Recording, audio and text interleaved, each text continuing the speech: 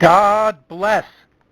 This is Mark Anthony DeBello, your host of NFL Moneyball, brought to you by NFL-ESP.com and NFL ESP, or Extended Strategic Principles, just one of the ESP or Extended Strategic Principle products and consultation services and systems, including all of the major pro sports and NCAA basketball and football, and including NASCAR, the PGA, and even Major League Soccer, amongst thoroughbred horse racing as well. So, for more information, you can go to the web at NFL-ESP.com, and for more information on me, you can go to my personal website, markanthonydebello.com. You can click on the sports tab there. Today is Thursday, the 17th of September. We're going into week 2 of the NFL. This is going to be a 30-minute program. Recording this just about a half an hour before the start of the first game of this second week, which is the Broncos at the Chiefs. So I'm going to keep this program to 30 minutes. Again, the ultimate goal is to get a wider voice. I believe in truth and justice and the 3 Ps that we do at NFL ESP, which is prophecy, prediction, and production. And again, I hear a lot of inaccuracy, a lot of untruths poured out there, and opinions from the media and quote-unquote experts, a word I wouldn't even put in the title because only God's an expert, as Charles Barkley might say. But nonetheless, it doesn't mean that I can't tap into that knowledge. And again, you will see if you just go to the sports blog, you can click the blog at NFL-ESP.com, and you can go directDirectly to sportsblog.com or markanthonydebello.sportsblog.com. I'm sorry, markanthonydebello.sportsblog.com, and I'm going to do one final update for the NFL season. Although I noted there the periodic phases that we analyze, and it starts from coaching changes at the end of the year, free agency scheduling, the NFL draft, preseason, and then tape review of the first 2 NFL games. And I basically reviewed every team here in week 1, so I can probably update and have a final analysis for the entire season, including power ratings of the teams and the quarterbacks, but very much unlike the quote-unquote experts who change their power ratings weekly right up until the Super Bowl, and change their prognostications and their predictions, and can hardly even tell you who the Super Bowl is going to be. So I'm quite confident after week 2 I'll be able to tell you with 91% accuracy the Super Bowl, the outcome of the Super Bowl, the conference playoffs, the playoffs, divisional, and the wild cards, and all the teams in the playoffs, including basically everybody's won-loss record and the result of their season. And I can already see I'm a bit ahead of pace this year as compared to last year, although immediately back in May or June I knew it was going to be New England against Seattle. This year's a little bit more difficult. But again, you can just read. Go to the blog and listen here. You're not going to hear anybody who's more accurate. And again, I think the injustice is that other people have a wider voice, a louder voice, if you will, and are making, not that I'm making money, not that I'm not making money, I should say, but they're making an incredible amount of money to, share this injustice. So, I'm sorry, they're unwise and inaccurate selections. So part of what this program is, and it's divided into 3 basic parts, part of what this program is the NFL ESP system, which is designed for pro teams. We cover the 4 basic areas are spiritual, motivational, strategic, and then X's and O's, which is typically play design. And in the strategic aspect of NFL ESP is our primary use of a very accurate, highly complex number which gets disseminated, or we can call down to a single index or double-digit index number we call the power spread. Now, this power spread is so accurate, actually Nevada uses it for other reasons, and they call it a different sort of spread, and they actually, if you were a head coach and you wanted to look at that spread and try to systemize how to use it in your basic strategy decisions, that would be unwise, because that number's been skewed so that people who invest in football and bet on games, and you'll never even hear me usually say the B word or the G word, because I do believe in the integrity of the games, and I don't think people need to be wagering or investing or putting money on them. But it doesn't mean that data, that analytical data, isn't accurate and highly, when put to the proper use, it's highly productive. So that's really what this is about, and it does keep the integrity of the game.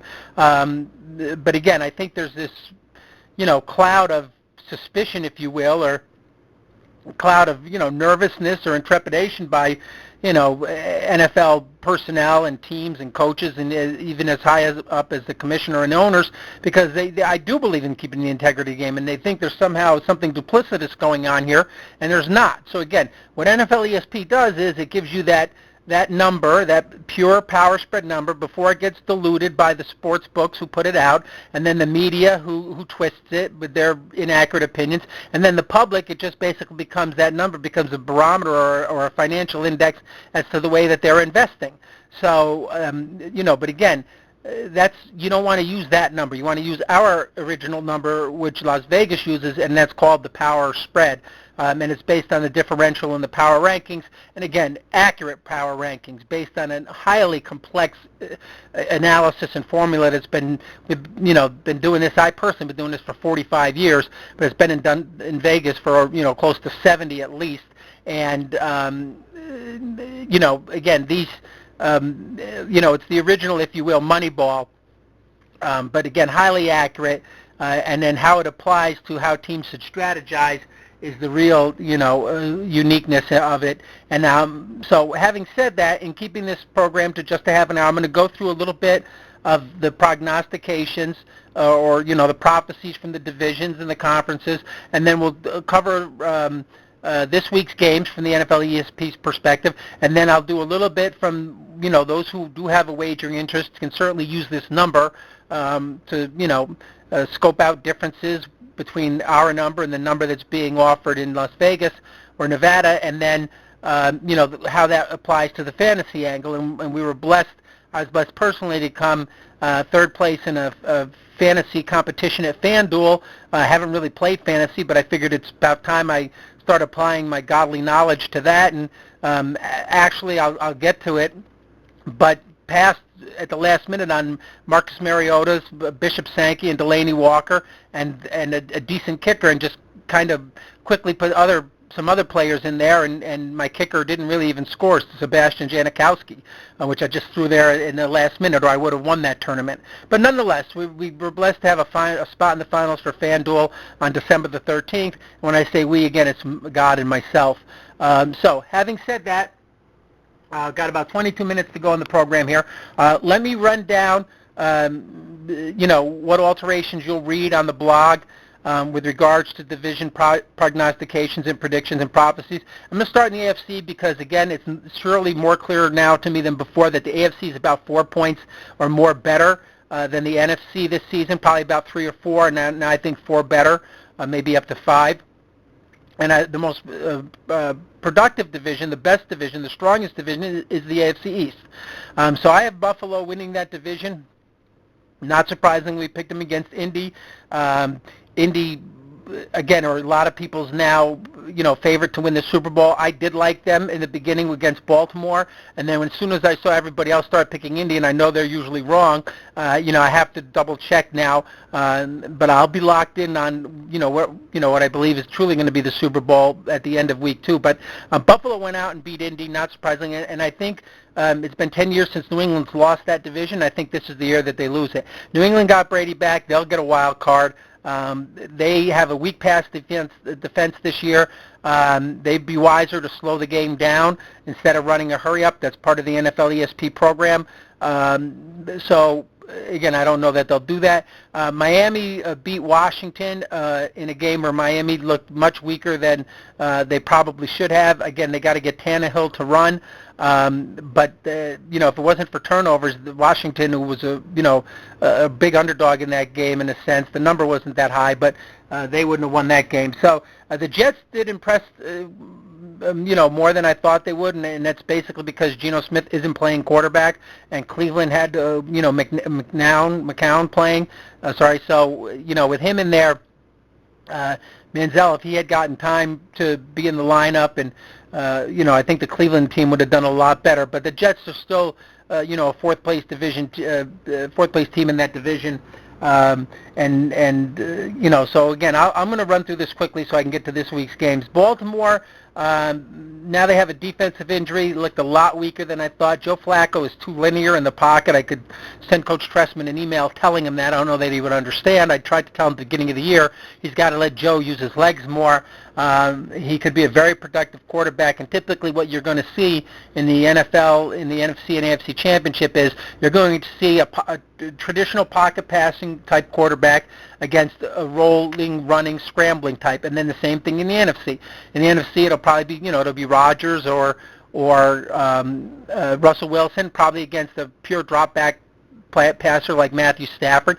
And in the AFC, somebody like Brady, Manning, or Flacco, who are more traditional drop backs, against somebody like even this kid Taylor at Buffalo, or I think who's, the best one so far is either the highest rate I've seen come out in a while, or Luck and Mariota. And Mariota's already proven himself as we projected. So, somebody who can roll out more. So, that's what you're going to see, but that's what Joe Flacco needs to do for the Ravens, and I can't seem to get through to them this year, so God bless him. I could tell them more, but I'm not going to do it freely here, and if they want to have me help consult, I'll be honored and blessed to do that, and can actually get them where they are, have the talent to be, which is in the AFC Championship. Cleveland, I hopefully can get Manziel in the lineup full time, but again, I think they're not ever going to use him properly there, but he's going to really be great, wherever he goes, if he gets traded at the end of this, 2 or 3 years, whatever his contract is. Since he played Oakland, you can't really get a good idea how they are. Oakland's a really bad team. Pittsburgh actually has a weak defense, and you saw that against New England. They're going to have trouble getting wins. Again, I still project, unless Cleveland really screws up Manziel, Pittsburgh to be, third or fourth. It's all up to Cleveland, but none of those teams are going to be in the playoffs, I don't believe. Cleveland, well, not Cincinnati or Pittsburgh. Again, Cleveland, it's up to Manziel, what they do. Indy didn't impress the first week, wasn't expected to. Buffalo at home with new Coach Ryan, who I really like and respect, and is power rated highly. Mariota, we projected, would romp Tampa. Jameis Winston, big mistake, noted that. And Tennessee's got a good all-around team as well. 2 good running backs, good tight end. If they can keep the kid that scored the touchdown, the 50-yarder there, Kendall, I think his name is, a wide receiver, playing well and out of trouble. They're going to, again, I told you, be our surprise wild card, definitely in the playoffs in 2016, but a surprise wild card this year. Houston's got problems. They probably shouldn't have even lost to KC, and they did. They just, total disarray. They're going to do much better this week against Carolina, I think you'll see. But they just don't have the discipline that they need to have. And Coach O'Brien using his language in Hard Knocks, it's just, God's not going to bless you using that kind of language all the time, or any of the time. Jacksonville, very weak. They had every opportunity to beat the team that they played last week. Who I have to just double check quickly. I want to say it was Miami, or they play Miami this week. I'm thinking to myself, they play Miami this week. So last week Jacksonville played Carolina. Carolina actually was probably one of the weakest teams to win, along with, I want to say Kansas City, but Carolina was one of the weakest teams to win, and I think Houston's going to bounce back this week against Carolina, and you'll see that. Carolina's got some real problems with Benjamin out, and if Kuechly's out with a concussion, defense is obviously their strength, defense in Cam Newton, but Carolina's going to have to really get aggressive, which is the word we use, really aggressive this year in their basic strategy decisions, because Atlanta looks improved, and New Orleans is anticipated. We anticipate it's going to improve and probably win that division. So, Tampa, forget it. They're the cellar dweller. But they're really going to have to make a move there with, their decisions. The next game, the next division that we had in the AFC was, Okay, the AFC West: Denver, Kansas City, San Diego, Oakland. We had them rated last. They'll be last. San Diego, I don't know how they came back against Detroit. Great game by them. They made aggressive strategy decisions, and they needed to, and they did, and they succeeded with it. Kansas City, again, didn't look as powerful against Houston as many people would realize based on the data. And Denver had all they could do to get against Baltimore.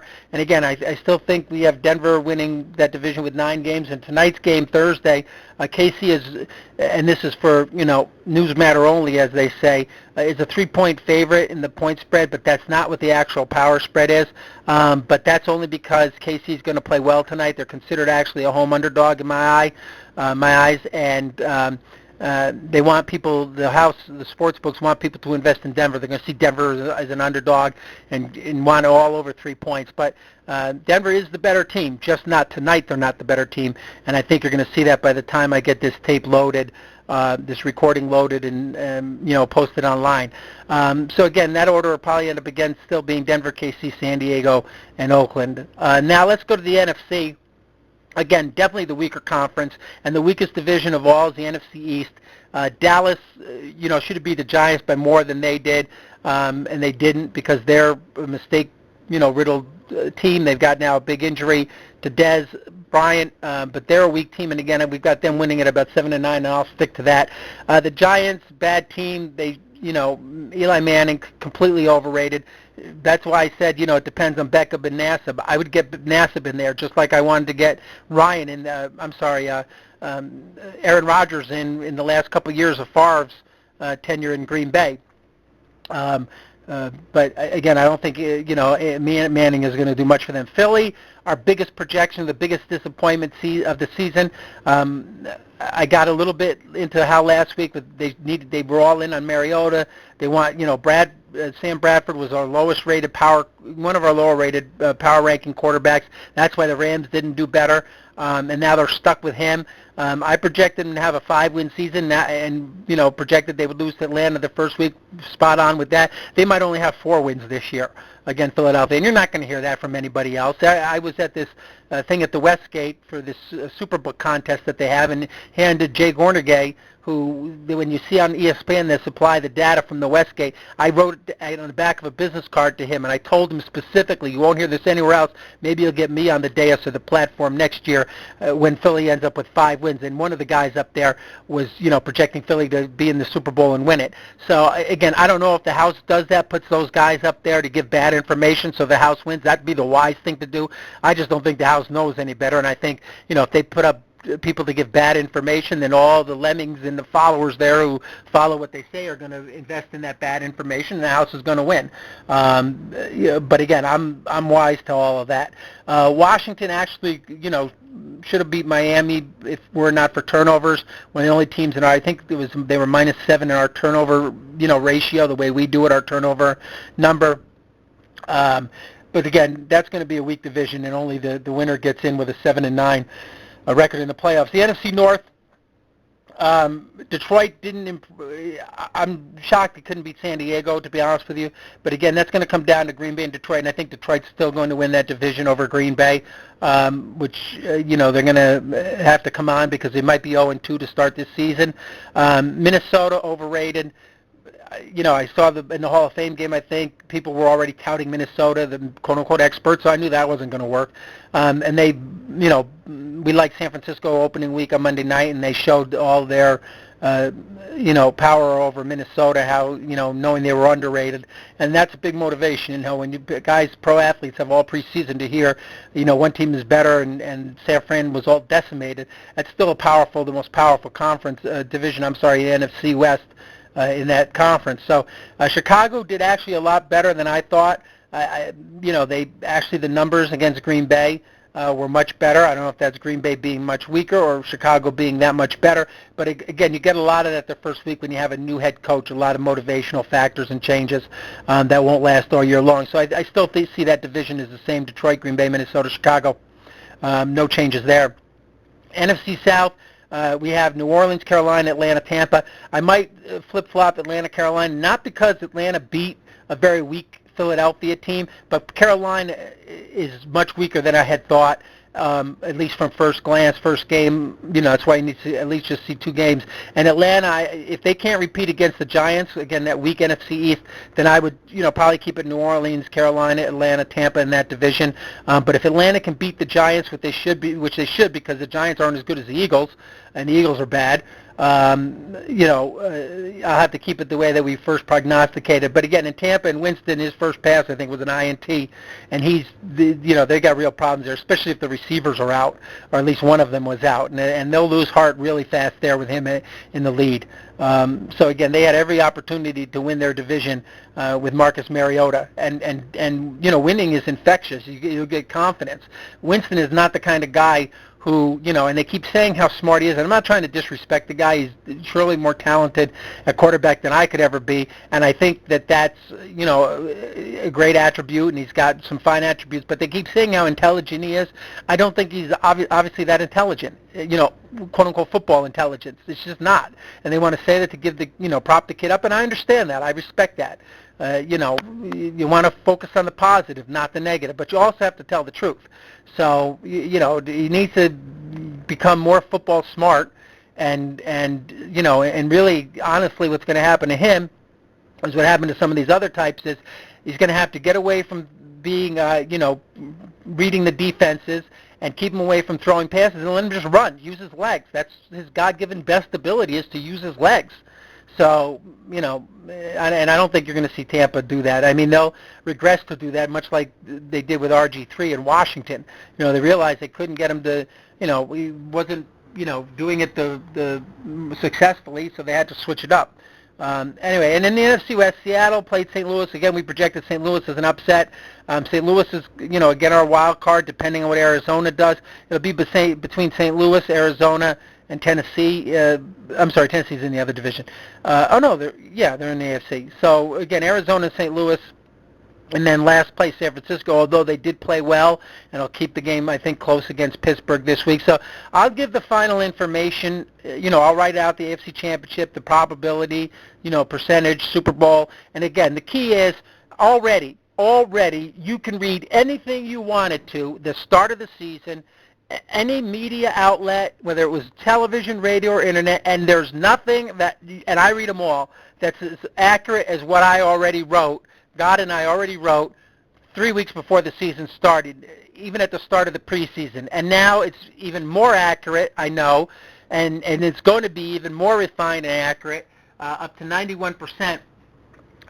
By the time, this week is over, and I can even maybe disseminate some of the information now, but, God bless, what are you going to do, as they say. Okay, so let's look at the games from a wagering perspective this week.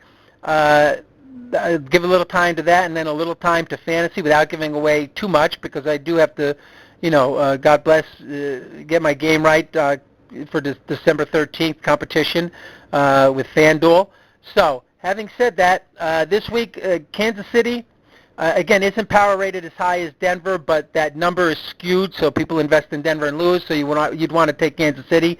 I see the players in the tunnel. They're going to be coming out here soon in about, I guess, 8 or 9 minutes when we're done with this recording. Houston, I think, is going to beat Carolina this week. Carolina had some bad numbers from last week. But again, neither of those teams are playoff teams. New Orleans is posting a huge number against Tampa. They might actually go through that, and meaning win by more than that. Tampa was not as bad against Tennessee as the numbers thought, as it was a blowout. But again, Tampa's a weak team, and New Orleans, they're not going to lose 2 games in a row. San Fran and Pittsburgh, again, I don't think either of those are playoff teams, but San Fran should keep it close. Detroit's playing Minnesota.